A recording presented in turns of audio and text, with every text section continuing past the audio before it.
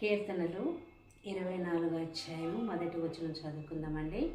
భూమియు దాని సంపూర్ణతయు, లోకమును దాని నివాసులు యెహోవాయే అంటున్నాడు తండ్రి అయిన ప్రభువు. నిజంగా ఎంత గొప్ప మాట ఇది. మనం ఆలోచిస్తే ఎప్పుడైనా కానీ భూమిని ఎలా సృష్టించబడింది, లోకం ఎలా సృష్టించబడింది, దీనిని సృష్టించిన వాడు ఎవరని మనం ఆలోచన చేస్తామా? ఆలోచన చేస్తే దేవుడు చెప్తున్నాడు, దానిని సృష్టించిన వాడను నేనే అంటున్నాడు. భూమి యొక్క సంపూర్ణత అంతా కూడా, లోకము దాని యొక్క నివాసులు అంటే మనము, దాని మీద నివాసులు అంటే మనమే కదండి, సమస్తం ఆయన వల్లనే కలిగింది.